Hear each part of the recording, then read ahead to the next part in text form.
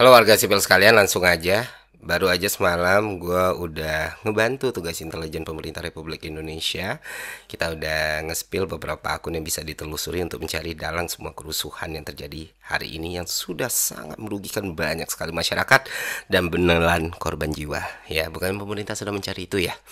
Nah, clue-nya Pak, bukan dari asing Pak, dari kekuasaan itu sendiri Pak. Dari tamaknya, dari keserakahan, dari rasa sakit hati mungkin, dan rasa ingin lebih kuat dan lebih powerful. Dan Bapak bisa telusuri sendiri dari akun-akun kayak Heraloop, Tekarot 007, Masvel, dan Ndro Chan. Ya, kita baca ya, Ndro Chan. Dan buat teman-teman juga bisa pelajari sendiri kenapa yang gue kasih contohnya Twitter, karena kalau di TikTok bisa dihapus gitu aja, bisa hilang gitu aja kan, rata-rata anonim semua ya. Anonim, terus pura-pura pakai bendera One Piece gitu ya, Straw Hat gitu, terus tiba-tiba hilang. Tapi kalau di Twitter kan bisa ditelusuri gitu, afiliasinya kemana, siapa yang mereka dukung, siapa yang mereka lawan, dan bagaimana mereka selama ini melakukan fitnah dan doxing kepada orang-orang yang bertentangan dengan mereka. Itu ada tuh siapa sosok yang sering dibela, instansi mana yang sering dibela. Kadang mereka split nih pembelaannya, tapi jelas kok di situ. Dan itulah alasan kenapa akun-akun ini harus diperiksa dan ditelusuri. Kalau memang pemerintah benar-benar pengen tahu siapa dalang semua kerusuhan ini. Selanjutnya, teman-teman, kita semua sama-sama melihat ya hal-hal paling buruk yang bisa kita lihat gitu. Dan kita semua sama-sama bisa melihat semua pihak bermain gitu. Kita melihat entah itu polisi, entah itu TNI, entah itu presiden sekarang, entah presiden yang sebelumnya, entah itu pendukung rezim sekarang, pendukung rezim sebelumnya, atau pendukung orang yang gagal menjadi rezim, semuanya sudah bercampur jadi satu gitu. Tapi yang pasti, dan jadi salah satu tujuan gue juga kenapa gue ngebongkar ini di awal adalah bukan masyarakat, bukan mahasiswa, bukan buruh, bukan koalisi masyarakat sipil, atau bukan gerakan rimpang yang memulai semua kerusuhan ini. Jadi kalau ada pihak-pihak yang mencoba menunjuk tangan teman-teman ini semua, ya udah gugur sendiri, karena apa yang sudah berhasil kita tunjukkan kepada publik. Artinya apa? Artinya di hari Minggu ini ada satu goals yang ingin dituju oleh pihak tertentu. Dan mungkin teman-teman juga udah terinfo ya, karena udah banyak sekali buktinya yang tersebar di sosial media. Tujuan tersebut tak lain tak bukan adalah menciptakan negara dalam kondisi darurat militer. Kenapa ini harus dilakukan? Karena dengan ada darurat militer, banyak hal yang bisa mereka lakukan dan kekuasaan mereka akan semakin melebar. Bukan cuma soal tindakan kekerasan, bukan cuma soal tindakan pengamanan, bahkan penyitaan aset untuk kepentingan negara bisa dilakukan ketika negara berada dalam keadaan darurat militer. Nah, rencana darurat militer ini butuh satu elemen paling penting, yaitu aksi massa yang masif, supaya jadi dilegitimasi untuk ditetapkannya status darurat militer. It all make sense sekarang teman-teman. Yes, itulah kenapa sekarang kalau misalnya lu ngelihat teman-teman lu udah terkapar, kawan-kawan lu udah susah gitu ya, udah ada aksi represi, terus lu coba untuk menyuarakan ayo pulang atau menjaga teman atau kita mundur, akun lu seketika akan diserbu buzzer-buzzer. Yang pasti satu, mereka selalu private akun, kedua beberapa nol, kosongan, ketiga fotonya AI, keempat pakai foto orang lain. Dan jumlahnya bisa puluhan ribu. Ini yang disebut sebagai cipta kondisi. Sudah paham sampai sini teman-teman? Nah, bagaimana cara melawan mereka? Apakah turun dengan jalan dengan membawa senjata yang kita punya? Tidak. Kita mungkin bisa menang tapi peluangnya sangat kecil. Tapi ada cara lain yang mana kemenangan kita akan jauh lebih besar dan mereka akan sangat-sangat kewalahan.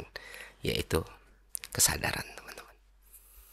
Memahami strategi mereka, memahami taktik mereka, dan menggunakan teknologi kita sebaik mungkin. Karena senjata kita adalah otak, sesuatu yang mereka nggak punya gitu. Dan gue berterima kasih sekali ke seluruh teman-teman, seluruh gerakan kolektif yang tiada hentinya saling berinteraksi satu sama lainnya dari kemarin, seluruh teman-teman public figure influencer ya yang tidak capek menyuarakan untuk saling menjaga satu sama lainnya. Kuatkan mental dan hati kalian teman-teman dari serangan-serangan buzzer seperti itu. Cuekin aja, karena kita tahu ya kita melakukan ini untuk keselamatan banyak sekali nyawa manusia. Dan itulah kenapa hari ini yang seharusnya jadi jadwal mereka merayakan kemenangan mereka dengan status darurat militer, itu terasa sangat aneh sekali. Masa yang mereka tunggu tidak datang, sementara masa yang mereka siapin itu jumlahnya tidak sebesar itu untuk membuat fabricated kerusuhan gitu. Nggak mungkin kan kalau masanya sedikit mereka bakal halte fasilitas umum untuk membuat semua masyarakat makin marah dan situasi sama chaos. Jadi kayak dagelan sendiri ya kan. Ya, Sekali lagi ini Pak, pemerintah yang masih waras, yang masih punya cita-cita dan tujuan yang sama mempertahankan Republik ini sebagai tempat yang aman, nyaman, dan sentosa gitu, dan damai dan hangat ya. Keputusan dan tindakannya ada di tangan kalian gitu. Masih sibuk dengan gimmick atau produk PR yang lain tanpa melakukan tindakan tegas, tanpa melakukan tindakan konkret yang dibutuhkan masyarakat, maka ya keadaan akan semakin buruk Bapak Ibu semua gitu. Dan sebenarnya tuntutan masyarakat kan nggak berat-berat amat ya. Pertama, semua rencana lu untuk naikin tunjangan anggota dewan itu batalin aja semua. Mereka sudah melakukan hal yang buruk, ngomong hal yang buruk, dan menciptakan semua kondisi ini jadi semakin buruk. Ya cabut beberapa tunjangan yang mereka punya. Ya anggota-anggota dewan kita yang menyiram minyak ke api, walaupun mereka sudah minta maaf, walaupun mereka sudah mengatakan nana ninu gitu.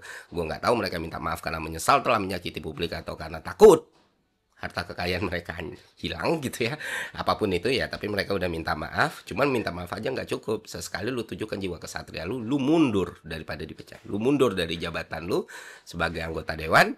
Seenggaknya itu sedikit menyelamatkan kehormatan lu, karena lu udah menyakiti pihak yang paling nggak boleh lu sakiti, yaitu masyarakat yang lu wakilin.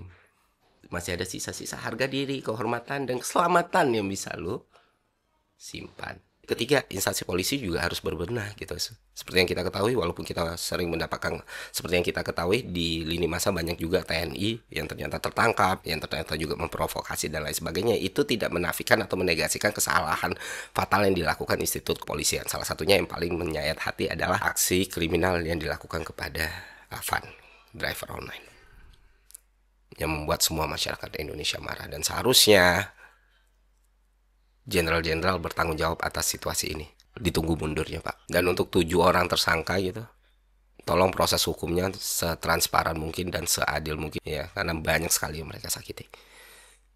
Janganlah pakai 20 hari, 30 hari langsung penjarain, kalau perlu hukum seberat-beratnya.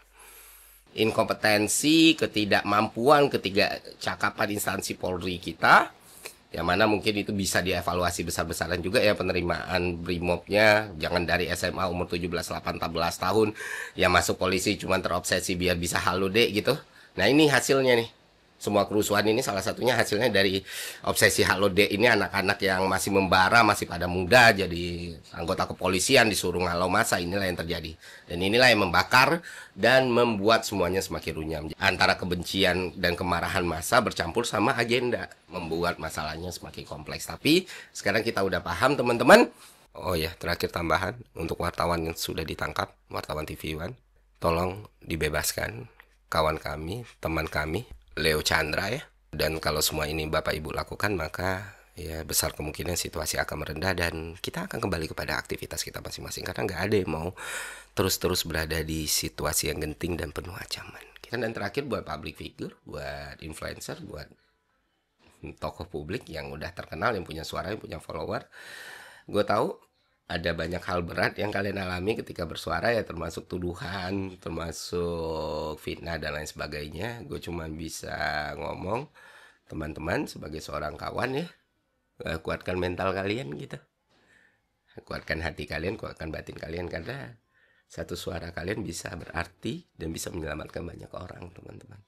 Jaga kawan-kawan kita, jaga masyarakat kita ya, semua orang pantas untuk mendapatkan Indonesia yang lebih baik, Indonesia yang lebih aman, Indonesia yang lebih sejahtera, dan Indonesia yang lebih hangat untuk diri kita dan anak cucu kita. Itu aja dari gue, semoga bermanfaat teman-teman. Terima kasih sekali lagi ya, semoga kita baik-baik saja dan terus baik-baik saja.